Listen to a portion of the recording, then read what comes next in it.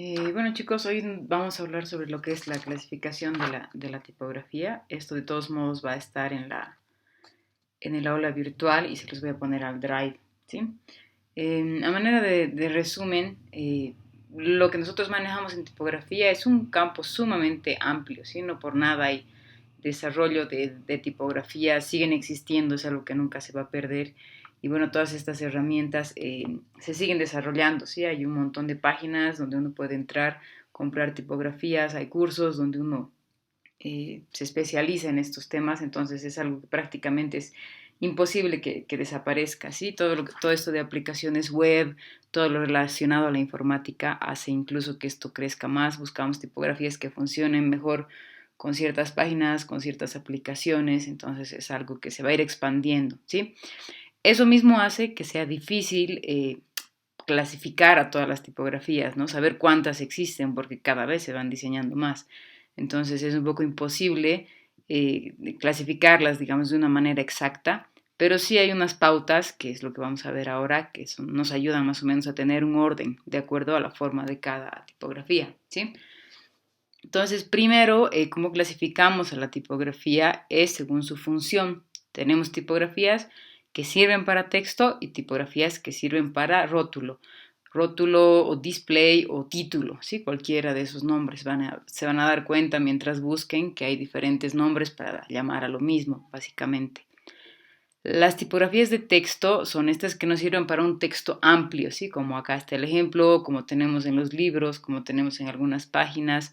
Entonces, la idea de este tipo de letra es que funcionen para leerse con cierta facilidad y que su morfología, su forma, no debe ser tan llamativa, sino más bien liviana y fácil de leer, ¿sí? Legible. Y las tipografías de rótulo, que ya están diseñadas para ser mucho más llamativas, nos sirven tal vez para usar para marcas o qué sé yo. Este ejemplo es un poquito extremo, pero la idea es que ustedes vean cómo esta letra sí funciona, por ejemplo, para un rótulo puede funcionar, no digo que está, pero ya para un texto se ve muy pesada, tiene mucho detalle, ¿sí? Entonces clasificamos las tipografías en una primera parte por ser de texto o de rótulo, ¿sí? Entonces su forma más compleja hace que sea muy pesada para leerse en bloques de texto grande, por eso son de rótulo. Luego tenemos la clasificación por apariencia o forma, ¿sí? Si pueden ver un poquito más sobre este autor van a encontrar algo más desarrollado, ¿sí? Maximilian Box de 1954. Esto es como un resumen para no entrar mucho en detalle y tengan claro de dónde viene cada clasificación. Algo de esto ya habíamos hablado, la serif o con serif, ¿sí? O Roman.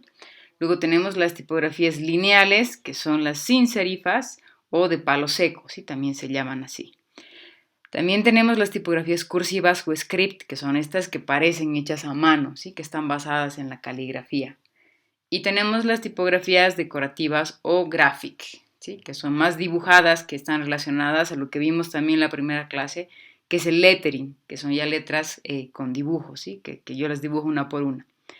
Entonces, cada una de estas cuatro tiene sus propios estilos, ¿sí? Dentro de esta clasificación hay estilos, y eso es lo que vamos a ver ahora. Dentro de las serif, ¿sí? Las tipografías que tienen serifas o roman también son llamadas, les he puesto un ejemplo para que se guíen y sería ideal que las revisen y vean una por una para que vean cómo está construida, ¿sí? Dentro de esa clasificación de serif o romanas tenemos las romanas antiguas o garaldas, ¿sí? Ese es el estilo. Entonces las romanas antiguas son tipografías que tienen este serif, o sea, estas patitas que habíamos visto, ¿sí? Y poseen un serif triangular y presentan diferencias de trazos, lo que hemos estado practicando, partes delgadas, partes gruesas, ¿sí? Hay una diferencia. Y derivan de estas inscripciones romanas que eran talladas en piedra originalmente, como habíamos comentado. Son buenas por su legibilidad y nos sirven para textos de largo alcance, ¿sí? El hecho de tener serif hace que nuestro cerebro perciba esto con mayor facilidad y que haga la lectura rápida, ¿sí? Es como que nos guiaran estas líneas hacia la siguiente letra. Entonces se recomienda este tipo de letras para textos grandes, por ejemplo. Dentro de la misma clasificación, ya en otro estilo, tenemos las romanas modernas o dídonas, ¿sí? Entonces, para que se guíen y puedan ver a detalle, les he puesto como ejemplos Bodoni, Modern o Didot, ¿sí? Entonces, para que vean un poco la diferencia. En la anterior, perdón, voy a volver, tenemos la Garamond, la Times y la Bembo. Entonces, revisen un poco estas, vean su estructura, pueden ver en DaFont si no las tienen. Como buen ejercicio es que las descarguen, las impriman así de la A a la Z, tal vez en grande, y así ven su estructura y se van a dar cuenta de las diferencias de una y otra, ¿sí? Que a veces son detalles, pero en grande ya se nota. Volviendo a las romanas modernas o dídonas, estas tipografías también son romanas, se ven más modernas, ¿por qué? Porque tienen una serigrafía más lineal o filiforme, ¿sí? Entonces, hay una diferencia entre los trazos gruesos y finos, si se fijan acá el serif, ¿sí?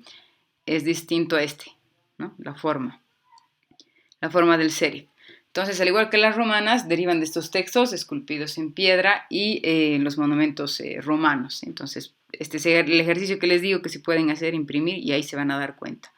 Como ejemplos tenemos la Bodoni, Modern y Didot. Seguimos con las serif o romanas y tenemos las del estilo egipcio o mecanas. Estas tipografías egipcias se distinguen porque tienen un serif cuadrangular, si se fijan, tiene mucho más peso, ¿sí? Pueden presentar o no diferencia de trazos. Puede ser que este serif no sea tan alto y acá si se fijan hay una diferencia de delgado a grueso. Puede que tengan o puede que no tengan, pero en general estas letras se ven más pesadas, ¿sí? Como tienen estos trazos más gruesos, tienen un peso visual más que las anteriores.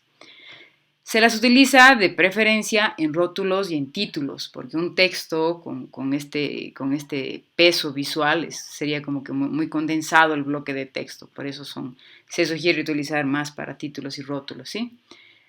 Como ejemplo, les he puesto la Clarendon, Serifa y la Shadow, pero pueden buscar algunas similares, ¿sí? Solo para que se guíen. Eso dentro de lo que sería las serif y romanas.